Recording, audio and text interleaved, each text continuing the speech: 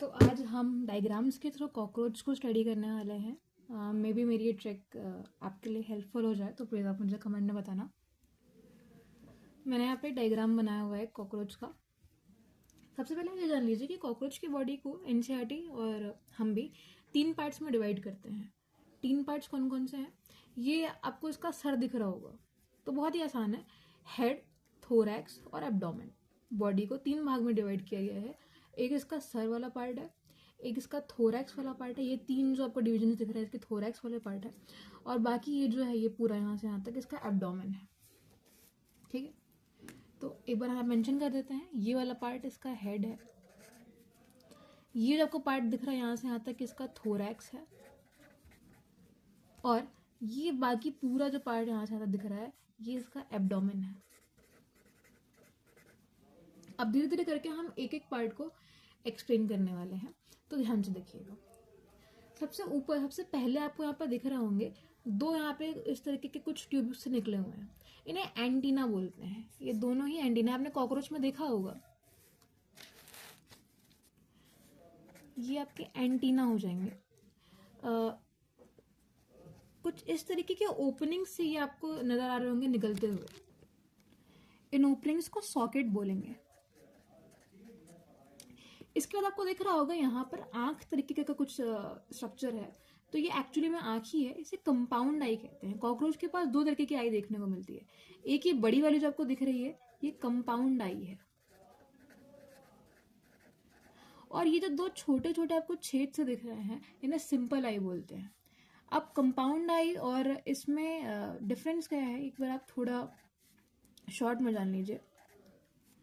Compound I actually में images create कर सकती है, और जो सिंपल आई है इससे सिर्फ कॉकरोच को इतना भनक लगती है कि अभी अंधेरा हो रहा है, रोशनी हो रही है, इतना ही वो जान पाता है। इससे ज़्यादा वो सिंपल आई से कोई भी इमेज क्रिएट नहीं कर पाता। ठीक है, अब आगे बढ़ते हैं। यहाँ पे इसका नेक है। एनसीईआरटी में लिखा है कि इसका जो हेड है वो उसकी पूरी बॉडी के परपेंडिकुलर अलाइन होता है। इसका जो सर है वो उसकी पूरी बॉडी के परपेंडिकुलरली अलाइंड होता है, ऐसा एनसीईआरटी में लिखा हुआ है। अब जरा थोरैक्स की बात करते हैं। थोरैक्स रीजन में आते हैं। हमने यहाँ तक का पूरा सब कुछ क्लियर कर लिया है। अब थोरैक्स के रीजन में आते हैं अगर, तो सबसे ऊपर वाला जो आपको थोरैक्स दिख रहा है इसे हम प्रोथोरैक्स कहते हैं। मेंशन कर देते हैं। सबसे ऊपर वाला प्रोथोरैक्स होगा, इसके बीच वाला इसे हम मीजोथोरैक्स बोलेंगे, और सबसे नीचे वाला इसे हम मेटाथोरैक्स बोलेंगे। अब आपको कुछ ऐसे पैर जैसे स्ट्रक्चर्स बाहर निकलते हुए दिख रहे होंगे पेयर्स में, 3 इस तरफ और 3 इस तरफ। तो ये लेग्स ही होते हैं। जो अगर पहले थोरैक्स से जो लेग्स बाहर निकल रहे हैं इन्हें हम प्रोथोरैसिक लेग्स बोल देते हैं। दूसरे थोरैक्स से जो लेग्स निकल रहे हैं इन्हें मेटाथोरैक्सिक लेग्स बोल देते हैं, और तीसरे वाले से जो निकल रहे हैं इन्हें हम सॉरी, मैंने बीच में गलती कर दी। पहले वाले को प्रोथोरैक्स बोलेंगे, बीच वाले को मीजोथोरैक्स बोलेंगे, और लास्ट वाले को मेटाथोरैक्स बोलेंगे। तो ये प्रोथोरैसिक लेग, मीजोथोरैसिक लेग और मेटाथोरैसिक लेग हो जाएंगे। ठीक है, तो लेग्स का इतना ही है। इसे चलने के लिए यूज करते हैं। तो इतना हमने ऊपर और नीचे यानी कि हेड और थोरैक्स के बारे में डिस्कस कर लिया। अब एब्डोमेन में आते हैं। एब्डोमेन में जब आप आओगे तो एब्डोमेन जैसे कि थोरैक्स 3 चैम्बर में डिवाइडेड है, वैसे ही एब्डोमेन भी 10 चैम्बर्स में डिवाइड की जाती है, 10 सेगमेंट्स में डिवाइड की जाती है। मेरे पास इसकी एक इमेज है कुछ इस तरीके से। ये इसकी जो पूरी एब्डोमेन है ये 10 हिस्सों में बीच में डिवाइडेड होगी, इस तरीके से सेगमेंटेड होगी। तो मैंने ये आपको इसके अंदर का डाइजेस्टिव सिस्टम यहाँ पर दिखाया है, बाकी इसमें भी सेगमेंट्स होते हैं। इसके एब्डोमेन में 10 सेगमेंट्स होते हैं। अब बात करते हैं इसके डाइजेस्टिव सिस्टम की। सबसे पहले यहाँ पर आपको दिख रहा होगा ये सलाइवरी ग्लैंड्स हैं। जैसे हम खाने को डाइजेस्ट करने के लिए साथ में सलाइवा सेक्रेट करते हैं, वैसे इनके पास भी कुछ सलाइवरी ग्लैंड्स हैं जो कि इनके डाइजेस्टिव सिस्टम में सलाइवा को सेक्रेट करेंगे। ये पूरा का पूरा एक एलिमेंट्री कैनाल है जो कि माउथ से लेकर एनस को कनेक्ट करता है। यहाँ सबसे नीचे आपको एनल की ओपनिंग दिख जाएगी, जो कि हम बाद में बात करने वाले हैं। सबसे पहले जो ऊपर वाली ओपनिंग आपको दिख रही है ये माउथ है। इनके माउथ के बारे में ज़रा डिस्कस कर लेते हैं। अगर मैंने माउथ की बात करी दी है तो मैंने एक डायग्राम इसका भी बनाया हुआ है। तो कुछ ऐसा मैंने बनाया हुआ है। ये देखिए, यहाँ पर देखिए ज़रा, ये इसके माउथ के अंदर का कुछ तरीके से इस तरीके का अरेंजमेंट होता है। अब जरा हम इसे अच्छे से डिस्क्राइब करते हैं। सबसे ऊपर जो आपको दिख रहा है इसे हम लैब्रम कहते हैं। तो this is labrum, I hope आपको विजिबल हो। इसे हम लैब्रम कहते हैं, इसे हम अपर लिप भी कहते हैं। तो एक तरीके से आप लिप समझ लो, ये अपर लिप है और ये नीचे वाला लोअर लिप है, इसे हम लेबियम बोलेंगे। This is labium. फिर ये जो किनारे किनारे आपको दिख रहे हैं इन्हें हम मैंडिबल बोलते हैं। हमारी बॉडी में अगर हम हमारी हड्डियों की बात करें तो हमारे में मैंडला नीचे की तरफ पाया जाता है। मैंडला एक हड्डी है जो कि हमारे दांतों के नीचे वाली हड्डी होती है, जो जॉ होती है, उसे मैंडिबल बोलते हैं। मगर इन कॉकरोचेस में ये ऊपर पाई जाती है, तो ये वाली जो हड्डी है इसे मैंडिबल बोलेंगे। और ये जो आपको नीचे दिख रही है ये दोनों पेयर्स में पाई जाती है। मैंडिबल ये दोनों पेयर्स में होगी और ये नीचे के जो पेयर है इन्हें हम मैग्जिला बोलते हैं। तो यहाँ पे लिख दो मैग्जिला। तो कुछ इस तरीके से इनका मुंह का अरेंजमेंट होता है। ये जो बीच में आपको दिख रहा है यानी कि अपर और लोअर लिप के बीच में टंग पाई जाती है, ये एग्जैक्टली हमारी टंग जैसे नहीं होते, इसे हम हाइपोफैरिंग्स बोलते हैं। हाइपोफैरिंग्स। आई होप डायग्राम के थ्रू आपको कुछ क्लियर हो रहा हो, हम कुछ क्लियर कर पा रहे हो। तो आप प्लीज़ मुझे एक बार कमेंट में बताना अगर कुछ भी आपको पहले से कुछ हेल्प मिली हो तो I will be very happy. तो मेरे ख्याल से माउथ का पार्ट क्लियर हो गया। अब आगे बढ़ते हैं। तो ये वाला जो मैंने आपको ओपनिंग बताई थी, दिस इज द माउथ। अब शुरू होती है यहाँ से डाइजेस्टिव सिस्टम की कहानी। सबसे इसके माउथ के जस्ट नीचे आएगी आपकी बकल कैविटी। बकल कैविटी के नीचे आपको देखने को मिलेगा फैरिंग्स। फैरिंग्स के जस्ट नीचे यहां पर आपको है ईसोफेगस यानी कि फूड पाइप। ईसोफेगस के जस्ट नीचे यहाँ पे आपको एक हॉलो सैक दिखेगा, एक बड़ा सा सैक दिखेगा, खाली सैक। इस सैक को हम बोलते हैं क्रॉप। तो ये हमारा जो हॉलो सैक है ये क्रॉप हो जाएगा। क्रॉप के जस्ट नीचे आपको इस तरीके के कुछ यहाँ पे ट्यूब्यूल्स दिख रहे होंगे। ये ट्यूब्यूल्स काइटिन के बने हुए होते हैं, दांत की तरह के स्ट्रक्चर्स होते हैं, काइटिन के बने हुए। अच्छा, दांत से मुझे याद आया, इनके माउथ में मैंने आपको कहीं भी टीथ का नाम नहीं लिया होगा, तो इनके पास एक्चुअल में टीथ नहीं होते। तो अब सवाल आता है कि ये चीज़ों को ग्राइंड कैसे करेंगे, उनको तोड़ेंगे कैसे। तो ये जो इनका मैंने आपका मैंडिबल बताया था ना, इनके मैंडिबल में कुछ ऐसे स्ट्रक्चर्स होते हैं जो कि इंसिजिंग और ग्राइंडिंग का काम करते हैं, फूड को तोड़ते हैं। तो ये ध्यान रखिएगा आप इस बात का कि मैंडिबल के पास कुछ इंसिजिंग और ग्राइंडिंग स्ट्रक्चर्स होते हैं जो कि फूड को छोटे पार्ट में डिवाइड करते हैं। फिर नीचे आते हैं हम, ये जो हमने क्रॉप डिस्कस कर लिया। क्रॉप में जो फूड आएगा ये कुछ टाइम के लिए स्टोर कर सकते हैं। So this is the crop part. फिर इसके नीचे ये जो आपको स्ट्रक्चर दिख रहा है, यहाँ पे जो ट्यूब्यूल्स जैसा स्ट्रक्चर दिख रहा है, इसे हम गिजार्ड बोलते हैं। सो ये गिजार्ड कहा जाएगा। इसके अंदर ये जो ट्यूब्यूल्स दिख रहे हैं इन्हें हम काइटिनियस टीथ कहते हैं। काइटिन से बने हुए कुछ टीथ लाइक स्ट्रक्चर्स होते हैं, जो भी फूड और टूटना बचा रह गया है वो इस गिजार्ड में जाके और टूट जाता है। आई होप आप समझ में आ गया होगा आपको। अच्छा, एक और चीज, माउथ से लेकर गिजार्ड तक ये जो पूरा पाथवे है इसे हम फोरगेट बोलते हैं। इसे हम फोरगेट बोलते हैं, ठीक है। अब फोरगेट और ये जो आपको पाइपलाइन दिख रही है, इस पाइपलाइन को यहां से यहां तक हम मिडगट बोलते हैं। फोरगट और मिडगट को जोड़ने, जब यहाँ पे इनका जंक्शन होता है, यहाँ पे जुड़ रहे होते हैं, बीच में आपको कुछ इस तरीके के ट्यूब्यूल्स दिख रहे होंगे। ये 6 से 8 के पेयर में मतलब पेयर में नहीं सॉरी, ये 6 से 8 टोटल पाए जाते हैं। ये हैं क्या, जैसे हमारी बॉडी में लिवर, पैनक्रियाज और गाल ब्लैडर सिक्रीशंस जो हमारे फूड पाइप में डालते हैं, हमारे स्टमक में डालते हैं, ये कुछ वैसे ही टाइप के सिक्रीशंस होते हैं जो कि डाइजेशन के लिए ये बॉडी में डालते हैं। तो यहाँ पर जाके सिक्रीशंस, कैसे सिक्रीशंस, जैसे कि पैनक्रियाज, लिवर और गाल ब्लैडर जैसे सिक्रीशंस को फूड पाइप में डाला जाएगा। तो मिडगट में सिक्रीशन को रिलीज किया जाएगा फूड के साथ। मिडगट में ओवरऑल ज्यादा मैक्सिमम डाइजेशन होता है चीजों का, ठीक है। अब आगे बढ़े। मिडगट के बाद यहाँ पर जो आपको चीज दिख रही है ये हिंडगट बोली जाएगी। मैंने आपको मिडगट तो बता दिया। मिडगट यहां से लेकर एनल ओपनिंग तक, लास्ट वाली एनल ओपनिंग हो जाएगी आपकी। तो मिडगट से लेकर एनल ओपनिंग जो जगह जा रही है इसे हम हिंडगट बोलते हैं। ये जो आपको पाइप जैसा स्ट्रक्चर दिख रहा है इन्हें हम मालपीजियन ट्यूब्यूल्स बोलते हैं। मालपीजियन ट्यूब्यूल्स ये लगभग 100 से 150 की अमाउंट में पाए जाते हैं। इनका क्या रोल है, इनका डाइजेशन में कोई भी रोल नहीं है, इनका आगे हम एक्सक्रीशन में रोल पढ़ेंगे, तो अभी डाइजेशन में हमें इनके बारे में कुछ भी नहीं पढ़ना है। ओके, अब आगे जब आप हिंडगट में एंटर किए तो आपको यहाँ पे 3 तरीके के डिविजन्स दिख रहे होंगे, हिंडगट के 3 तरीके के डिविजन्स दिख रहे होंगे। तो इन डिविजन्स का भी अपना अपना नाम है। जैसे कि जो पहला आपको यहाँ पे एक सैक दिख रहा है, इसका नाम है इलियम। दूसरा जो सैक आपको दिख रहा है, इसका नाम है कोलोन। और ये लास्ट वाला, थर्ड वाला आपको दिख रहा होगा, इसे रेक्टम बोलते हैं। रेक्टम एनल ओपनिंग में खुलता है। इसको आप याद कैसे कर सकते हो? मैंने इसको इलकॉर से याद रखा था। इलकॉर से मैंने ऐसा रखा कि कुछ भी इनकमिंग है, मतलब जो फूड डाइजेस्टेड हो गया है उसका हिंडगट में इनकमिंग हो चुकी है, वो इनकम हो चुका है एक तरीके से, मैंने ऐसे याद किया। तो इनकम से मैंने ये इल्सर करके याद कर लिया, मतलब आप अपना तरीका ढूंढ सकते हो, मैंने तो यही तरीका बना दिया था, तो मुझे इससे याद भी रह जाता है, तो ठीक है। अच्छा, अब आपको लास्ट में जहाँ पे आपको एनस दिखा होगा वहां पर आपको कुछ इस तरीके के स्ट्रक्चर्स दिख रहे होंगे, इन्हें एनल सर्काई बोलते हैं। एनल सर्काई। अब इसके नाम में तो एनल है, बट इससे उसका कोई मतलब नहीं है। एनल सर्काई इनके कानों की तरह होते हैं, इन्हें फोनो रिसेप्टर्स कहते हैं।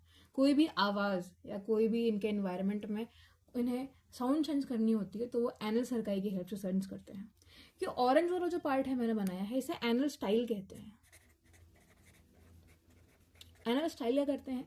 एनल स्टाइल सिर्फ और सिर्फ मेल कॉकरोचेस में देखने को मिलते हैं। ये कॉपुलेटिंग ऑर्गन है, इसके हेल्प से ये फीमेल्स में अपने स्पर्म का ट्रांसफर करते हैं। ये हम तब पढ़ेंगे जहां हम इनका फर्टिलाइजेशन वगैरह की बात कर रहे होंगे। तो अब जरा ध्यान से देखिएगा, जो मैंने थोरैक्स आपको बताया था, मैंने आपको बताया था कि पहला वाला प्रोथोरैक्स है, ये मीजोथोरैक्स और ये मेटाथोरैक्स है। एनसीईआरटी में लिखा हुआ है कि मीजोथोरैक्स से कुछ विंग्स निकलती हैं, मतलब एक पेयर ऑफ विंग्स निकलती है, मैंने विंग्स बनाए रखे हैं।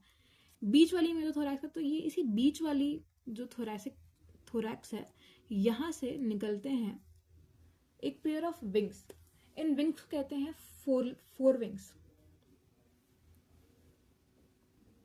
इन विंग्स को टेगमाइना भी बोलते हैं। इन विंग्स का काम क्या होता है? बेसिकली इनका प्रोटेक्शन में काम होता है, कुछ खास उड़ने में तो हेल्प नहीं करते, ये प्रोटेक्शन का काम करते हैं। ये ओपेक होते हैं, मतलब इनके आर पार नहीं देखा जा सकता, डार्क कलर के होते हैं, टफ होते हैं, लेदरी होते हैं, एक तरीके से कॉकरोच को प्रोटेक्शन दे रहे होते हैं। तो कॉकरोच उड़ता कौन से विंग से है? अगर उसकी एक्चुअल उड़ने के विंग्स की मैं बात करूं तो मैंने उसको बना रखा है, जैसे कि ये बीच वाला थोरैक्स से निकल रही होती है, वैसे ही एक और विंग होती है जो कि कॉकरोच के उड़ने में हेल्प करती है, और वो थर्ड वाली यानी कि मेटाथोरैक्स से निकल रही होती है। तो यहाँ पर मैं इसको प्लेस करूँ तो ये सही होगा। मेटाथोरैक्स से निकलने वाली ये जो विंग है इसे हम हिंड विंग कहते हैं। Hind wing proper transparent colour की होती है और ये कॉकरोच को फ्लाई करने में हेल्प करती है। इस हिंड विंग को प्रोटेक्ट करता हुआ मेसोथोरैक्स से आया हुआ ये है हमारा फोर विंग। तो आई होप आपको विंग की कहानी समझ में आ गई होगी। अब एनसीईआरटी एक और काइटिन की स्ट्रक्चर्स की कहानी बताती है, जरा उसकी बात कर लेते हैं। तो पता है आपको, अगर कभी वर्ल्ड वॉर होता है तो उसमें भी कॉकरोच बच जाएंगे, इसकी प्रोबेबिलिटी है। इसकी प्रोबेबिलिटी क्यों है, जरा इसको जानते हैं। आपने फॉसिल्स के बारे में तो सुना ही होगा।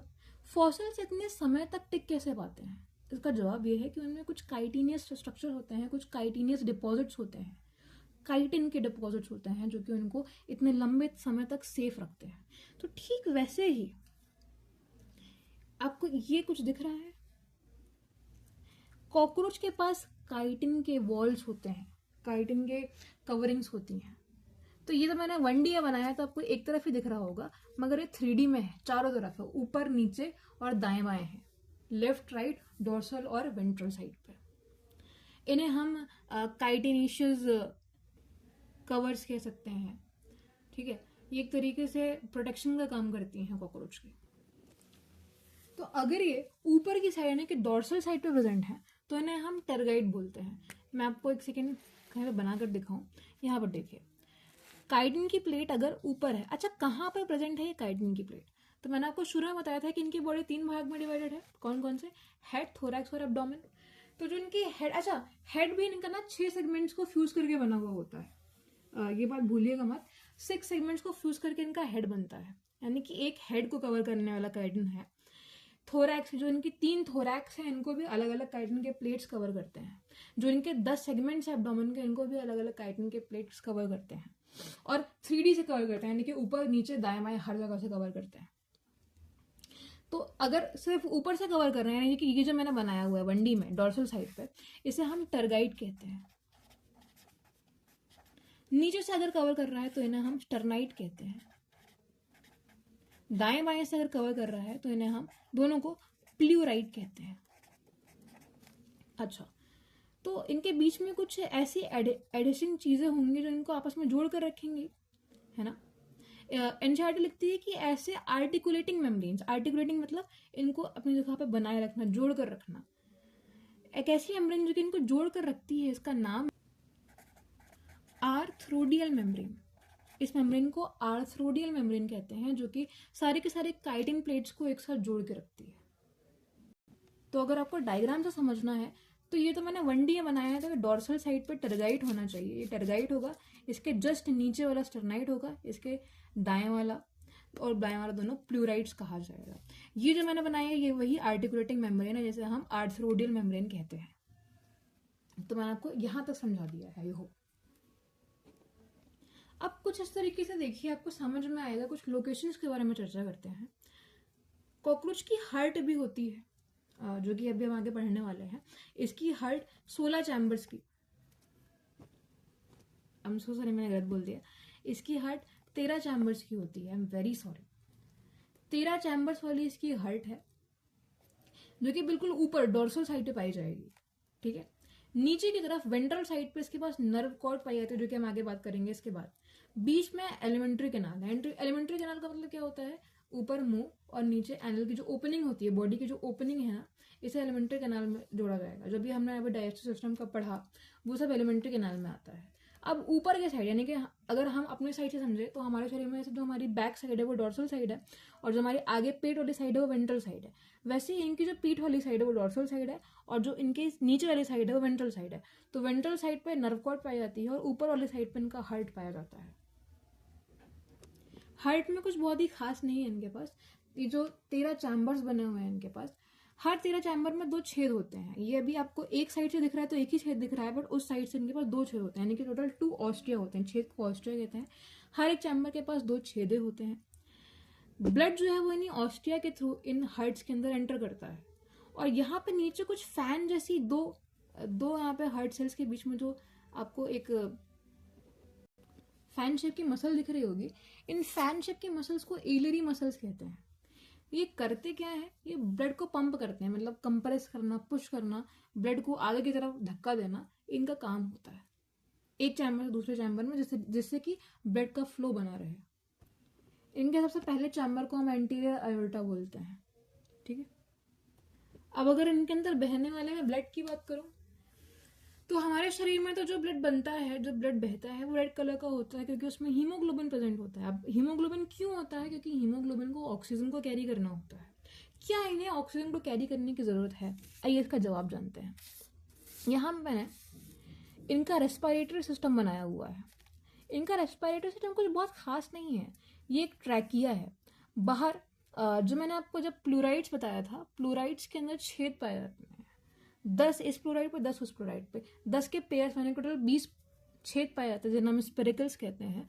उन छेद से हवा ये अंदर लेते हैं। यही स्पाइरेकल है। स्पाइरेकल के ऊपर कुछ मसल्स होती हैं जो कि उसको ओपन और क्लोज करने में हेल्प करती हैं, स्टोमेटा की तरह। वो खैर अलग बात है। इन छेद से ऑक्सीजन को ये अंदर लेंगे। ये जो ट्रैकिया है ये आगे जाके और ट्रैक्यूल्स में डिवाइड करती है, और ट्रैक्यूल्स में डिवाइड करती है, जिससे कि जब तक ये टिश्यूज तक ना पहुंच जाए, और डायरेक्टली उसी ऑक्सीजन को ये हवा के जरिए ही टिश्यूज में पहुंचा देते हैं। तो क्या सवाल है कि क्या इन्हें ब्लड की जरूरत एक्चुअली में है ऑक्सीजन को पहुंचाने के लिए? इसका जवाब है नहीं। इनके पास स्पाइरेकल्स पहले से हैं जो कि डायरेक्टली ही ऑक्सीजन को सेल्स या टिश्यूज तक पहुंचा देते हैं। तो इन्हें ब्लड इसलिए चाहिए ही नहीं कि ऑक्सीजन की सप्लाई करें। ये बाकी न्यूट्रिशन वगैरह की सप्लाई करते हैं ब्लड से। इस वजह से इनके ब्लड को हीमोलिम्फ कहते हैं। हीमो का मतलब इनमें हीमोग्लोबिन नहीं है, और ये लिम्फ की तरह दिखते हैं, कलरलेस। तो इनके ब्लड में आरबीसी नहीं होता, प्लेटलेट नहीं होता, डब्ल्यूबीसी जैसे सेल्स इनके पास पाए जाते हैं। और आरबीसी इसलिए नहीं होता क्योंकि इनकी जो ऑक्सीजन डायरेक्टली ये ट्रैकियास के थ्रू अपने बॉडी में इनहेल कर लेते हैं, इनको ऑक्सीजन की ज़रूरत नहीं होती, उनकी हीमोग्लोबिन की ज़रूरत नहीं होती उस ऑक्सीजन को यहाँ से वहाँ पहुँचाने के लिए। और बाकी मैंने आपको हार्ट के बारे में तो बता ही दिया, इनके तो 13 चैम्बर का होता है। इसके आगे हम इसका सेकेंड पार्ट बनाने वाले हैं जहाँ पे हम इसके नर्वस सिस्टम, इसके एक्सक्रीटरी सिस्टम और इसके रिप्रोडक्शन की बात करने वाले हैं। तो अगर आपको ये पार्ट थोड़ा भी पसंद आया तो प्लीज़ मुझे बताना, हम इसमें और ज़्यादा अपने आप को हेल्प करेंगे। ये पहली बार हम कर रहे हैं तो अपने आप को हम मोटिवेट करेंगे उससे, और इससे अच्छा भी नेक्स्ट पार्ट लेकर आएंगे। थैंक यू सो मच यहाँ तक मेरी वीडियो देखने के लिए।